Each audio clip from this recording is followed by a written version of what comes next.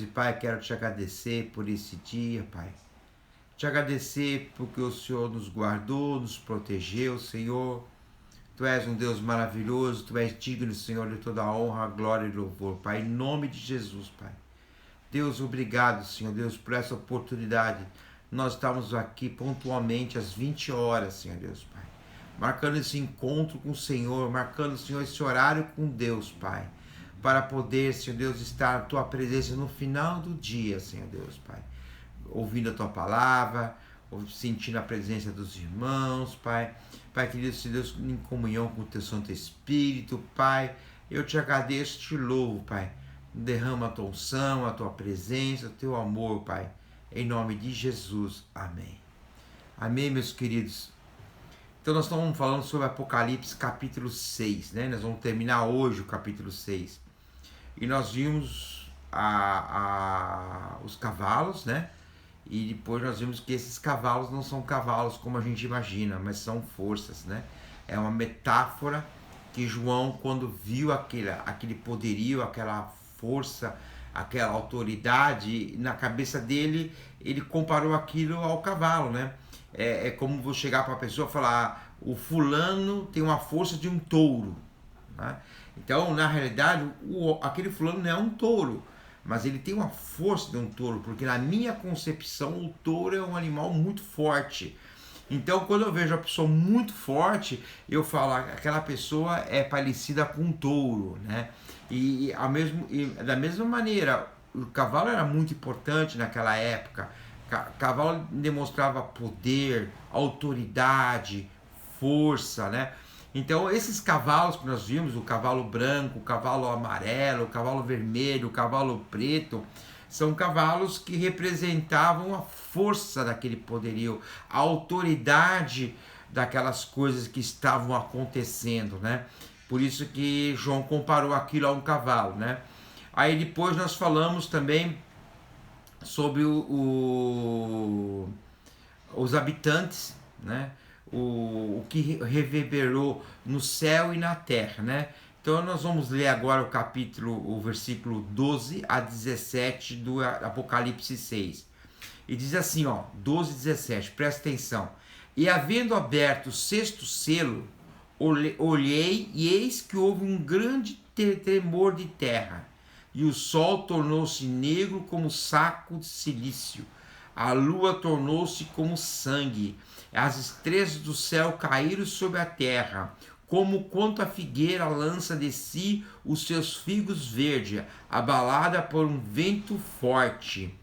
E o céu retirou-se como um livro que se enrola, e todos os montes e ilhas foram removidos de seus lugares, e os reis da terra, os grandes, os ricos, os tribunos, os poderosos e todo servo e todo livre se esconderam nas cavernas e nas rochas das montanhas, e diziam aos montes e aos rochedos: caia sobre nós, e escondemos do rosto daquele que está assentado sobre o trono e da ira do Cordeiro, porque é vindo o grande dia da sua ira.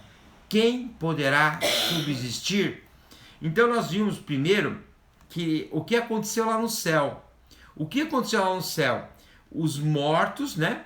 Eles foram colocados como sacrifícios, né? Como sacrifício diante do Senhor, né? No altar de Deus. Eles morreram porque eles estavam o quê? Eles não negaram o nome de Jesus.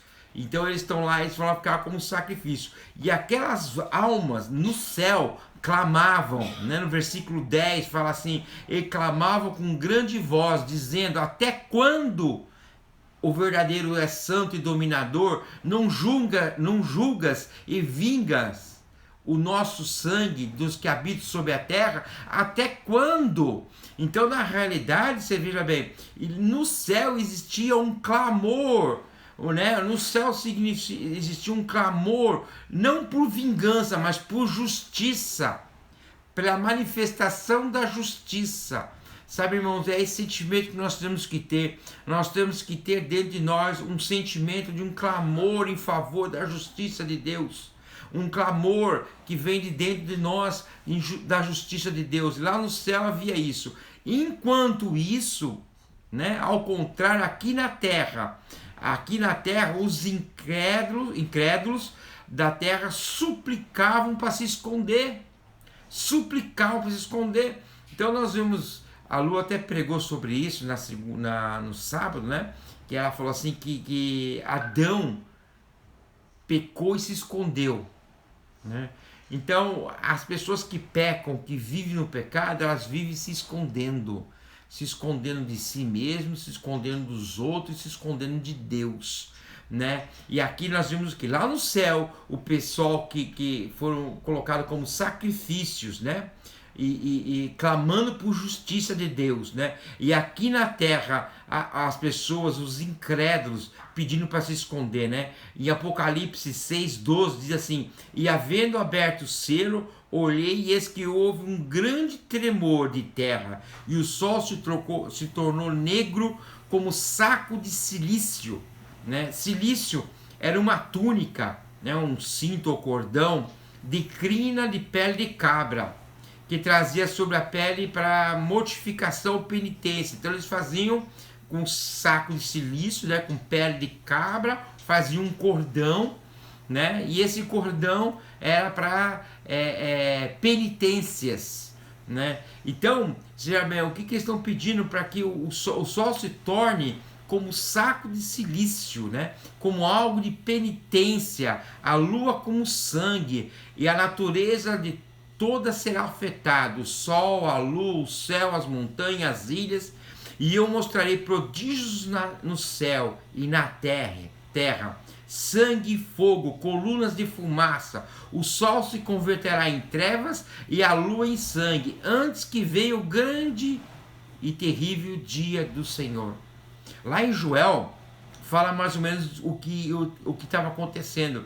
Em Joel fala, capítulo 2, versículo 30 a 31, fala assim: e mostrarei prodígios no céu e na terra, sangue e fogo, colunas de fumaça. O sol se converterá em trevas e a lua em sangue, antes que venha o grande e terrível dia do Senhor.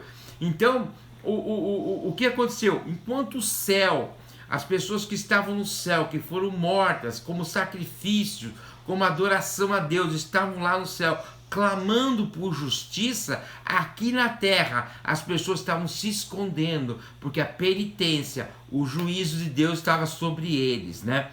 Isso é muito interessante, porque às vezes a gente faz as coisas, né? Não quer compromisso com as coisas de Deus, não quer se comprometer com as coisas de Deus. Aqui não está só aquelas pessoas que mentem, que falam mal, pessoas que não tinham compromisso com Deus, simplesmente.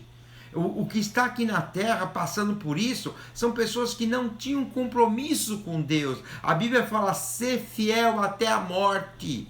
Então nós temos que ter compromisso com Deus, né? Ontem eu estava falando sobre os anjos, eu falei que existe uma hierarquia.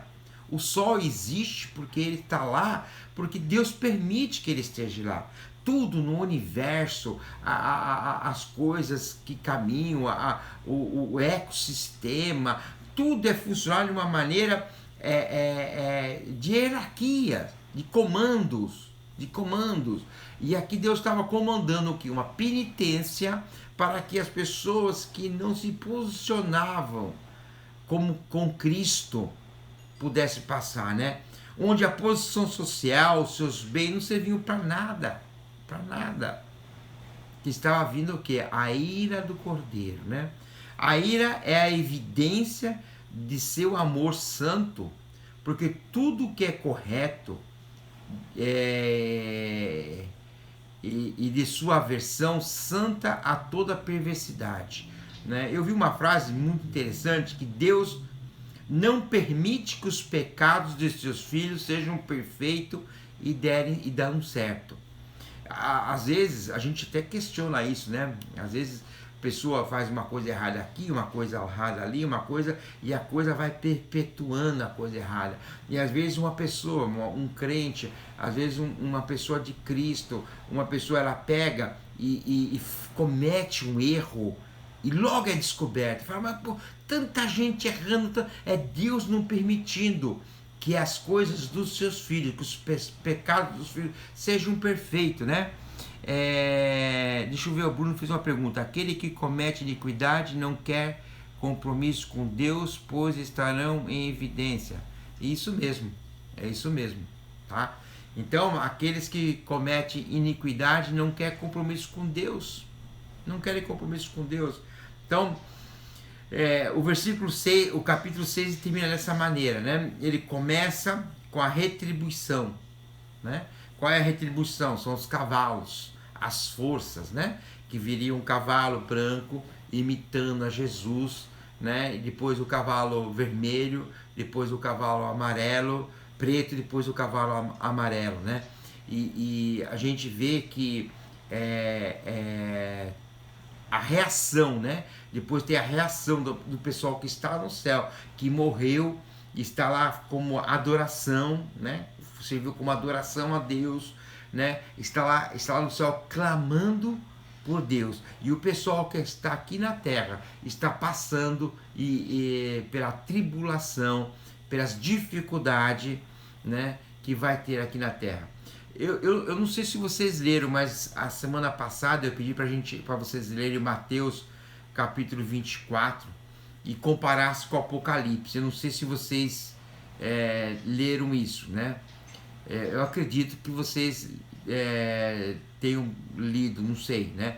Mas só para a gente fazer uma comparação, Mateus capítulo 24, se vocês quiserem anotar aí, nós fazemos alusão ao cavalo branco. Versículos 4 e 5. Mateus 24, versículos 4 e 5. Diz assim: E Jesus respondeu e disse: Acautelai-vos, que ninguém vos engane, porque muitos virão em meu nome, dizendo eu sou Cristo, e enganarão a muitos. Em Apocalipse 6, 1 e 2 diz assim: E havendo o cordeiro aberto, um dos seres, olhei e vi os 4 animais que diziam como em voz de trovão: vem e vê. E olhei, e eis um cavalo branco, o escravo assentado sobre ele tinha um arco sem flecha, né? E foi-lhe dado uma coroa, e saiu vitorioso para vencer. Então, esse cavalo é o anticristo. Então, o versículo de Mateus 4 e 5 equivale ao Apocalipse 6, 1 e 2. Anota aí, Mateus 24, 6. Diz assim, ó: E ouvireis de guerras e de rumores de guerras. Olhai, não vos assustei, porque é mister, né? Mister aqui significa é necessário que isso tudo aconteça, mas ainda não é o fim. Em Apocalipse 6, 4, cavalo vermelho, e saiu outro cavalo vermelho, e ao que estava sentado sobre ele foi dado que tirasse a paz da terra. A paz que o cavalo branco foi lá para colocar, ou dizendo que ia colocar, o cavalo vermelho foi lá para tirar essa paz, né? E matasse uns aos outros, e foi-lhe dado uma grande espada. Quer dizer, tiraram o arco sem flecha e dado uma espada. Mateus 24, 7a diz assim: porquanto se levantarão nação contra nação e reino contra reino, e haverá fome, né? Apocalipse capítulo 6, 5 e 6. E havendo aberto o terceiro selo, ouvi dizer o terceiro animal: vem, vem. E olhei, e eis um cavalo preto, e os que estavam sobre ele estava sentado, tinha uma balança em sua mão. E eu vi uma voz no meio dos 4 animais, que diziam: uma medida de trigo por um dinheiro, e 3 medidas de cevada por um dinheiro, e não danifique o azeite e o vinho. Isso aí equivale ao cavalo preto, né? O cavalo da fome, que representa a fome aqui na terra, né? Onde alguns vão ter azeite e vinho, tá? Mas a maioria que não tiver o número da besta não vai ter o que comer. A Mateus 24, 7, B, parte B, tá? E peste e terremoto em vários lugares. cavalo amarelo, morte. Apocalipse 6:8. E olhei e eis um cavalo amarelo, o que estava sentado sobre ele tinha por nome morte. E o inferno, quer dizer, o Hades, o seguia. Quer dizer, era um cavalo que tinha por nome morte, que caminhava, e atrás desse cavalo vinha um inferno. O Hades acompanhava, né? Porque as pessoas que morriam através desse cavalo, né, eram jogadas diretamente para o Hades. E foi dado poder para matar a quarta parte da terra, com espada, com fome, com peste e com feras da terra. Vocês lembram que eu fiz a comparação até com a pandemia que nós estamos vivendo hoje. Nós estamos assustados com os números, né? Mas eu lembro que eu fiz um número pelo censo que foi colocado em 2019, do ano passado. Essa morte, esse 1/4 da terra, significa em torno de 1.900.000.000 e uns quebradinhos de pessoas mortas. 1.900.000.000 de pessoas mortas. Então você imagina, se as pessoas já estão assustadas com o número de coronavírus, você imagina o que as pessoas vão estar nessa época. A Rede Globo noticiando, hoje morreu mais 500.000, amanhã, hoje morreu mais 800.000 pessoas, hoje morreu mais, sabe, e assim por diante, né? De um inimigo, de algo que a gente não vai nem ver, né? Mateus 24:9 diz assim, são os mártires, né? Os mártires, as pessoas que morreram, né? E deram testemunha, né? Então vós hão de herdar para seres atormentados e matar-se-vão e sereis odiados em todas as nações por causa do meu nome. Então são os mártires, né? Que vão estar lá em cima, né? A gente pode comparar com Apocalipse, né? Diz assim, e havendo aberto o 5º selo, vi debaixo do altar as almas dos que foram mortos por amor à palavra de Deus, por amor aos testemunhos que deram. Então as pessoas que vão morrer por amor a Deus, pelo testemunho de vida que eles vão estar, eles vão morrer e ser testemunha. Marte, vocês lembram que eu falei que era Marte? Marte é uma testemunha, ele testemunha aquilo que fez. E clamarão, presta atenção, com grande voz, dizendo, até quando, o verdadeiro santo dominador, não julgas e vingas o nosso sangue dos que habitam sobre a terra? Até quando? Sabe? Eles vão estar lá no céu clamando por justiça divina, clamando, né? E foram dadas cada um compridas vestes brancas, e foi dito que repousasse ainda por um pouco de tempo, até que também se completasse o número de seus conservos e seus irmãos que haviam de ser mortos, né? Então, o que acontece? O projeto de Deus, ele tem um começo, meio e fim. Essas pessoas foram morrendo em testemunhando o nome de Jesus. Só que a ideia de Deus era uma restauração geral. A restauração inclui o quê? O Israel. Inclui Israel. A restauração inclui Israel. Então a salvação de Israel. Então Deus estava preocupado em completar aqueles que seriam salvos por ele, né? E Mateus 24:10-13 fala, nesse tempo muitos serão escandalizados e trair-se-ão uns aos outros, e uns aos outros se odiarão, e surgirão muitos falsos profetas, enganarão a muitos, e por se multiplicar a iniquidade, o amor de muitos esfriará, mas aquele que perseverar até o fim será salvo, né? E se a gente olhar em Apocalipse 6:12-13, diz assim, e havendo aberto o 6º selo, olhei e eis que houve um grande tremor de terra, e o sol tornou-se negro como saco de cilício, e a lua tornou-se como sangue, e as estrelas do céu caíram sobre a terra, quando como quando a figueira lança de si os seus figos verdes, abalada por um forte vento. Então, vocês imaginam uma situação dessa? Né? O céu ser enrolado e ser coberto com sacos, né? Saco de silícios, né? Que é o que eu falei que significa uma penitência, né?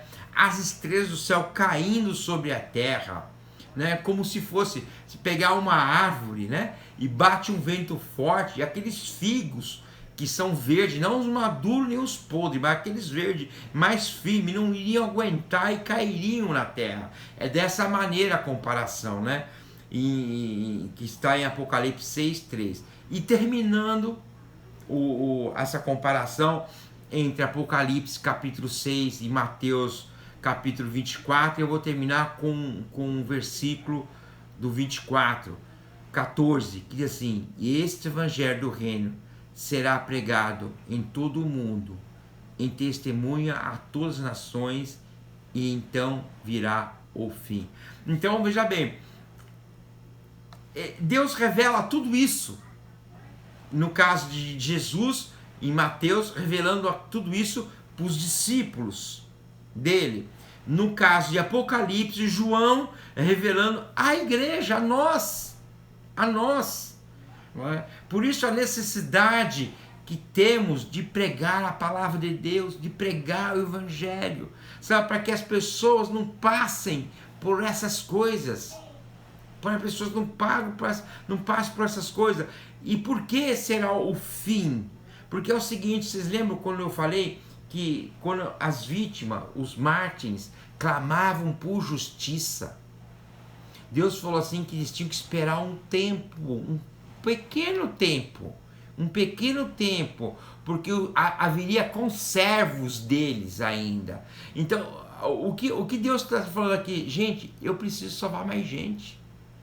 Eu preciso salvar mais pessoas para que o meu projeto seja completo, para que o meu projeto se complete aqui na terra. Eu preciso dar oportunidade para mais pessoas. E sabe como é que ele faz isso? Através do nosso testemunho de vida, Então, gente, eu vou até fazer um pedido. Aproveite essas lives.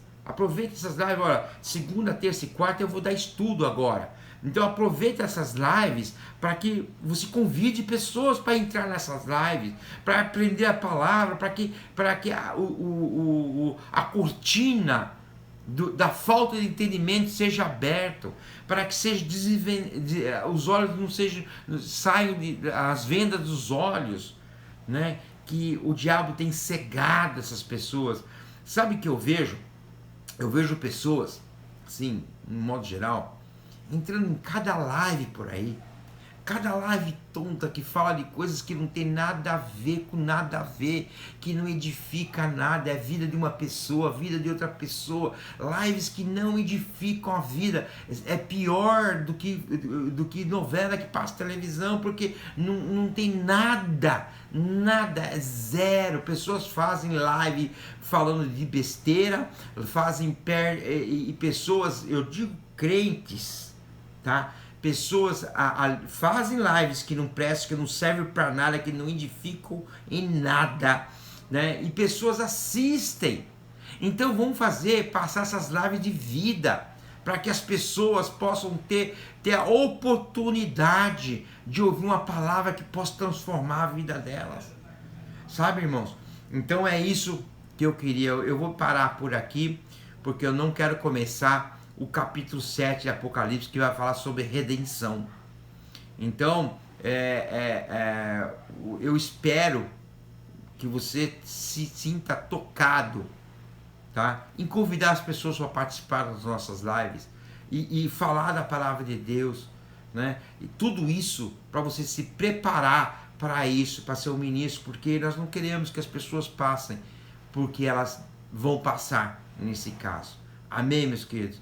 Eu queria agradecer a presença de todos que entraram nessa live, muito feliz mesmo, e eu quero orar por você agora nesse momento. Feche seus olhos, vamos fazer uma oração. Senhor, nosso Deus e Pai, quero te agradecer, Senhor, pela tua presença, pelo teu amor, Pai. pela tua bondade, Senhor Deus. Muito obrigado por tudo, Pai. Senhor, Pai, que o teu Espírito possa ministrar em cada um, na minha vida, na vida de cada um que está conectado aqui, Pai. Eu sei, Pai, que essas pessoas que estão conectadas são pessoas selecionadas pelo Senhor, Pai. Pessoas que buscam a tua vontade, a tua presença, Pai. Pessoas que buscam a Deus, Pai. Eu peço uma unção dobrada sobre a vida deles nesse momento, Pai. Uma unção libertadora, uma unção de sabedoria, de discernimento, Senhor. Pai querido, Senhor Deus, abençoa cada família que está conectada nesse momento, Senhor Deus, Pai. Abençoa esse país, Pai. Esse país que tem passado por tanta tribulação, Senhor Deus, além da problemas políticos, econômicos e problemas de saúde, Senhor. Pai, que o Senhor possa guardar o teu povo, guardar seus governantes, Pai. E eu quero te agradecer e te louvar em nome de Jesus. Amém. Amém, meus amados. Então amanhã eu vou falar sobre Apocalipse capítulo 7. E nós vamos caminhar em nome de Jesus.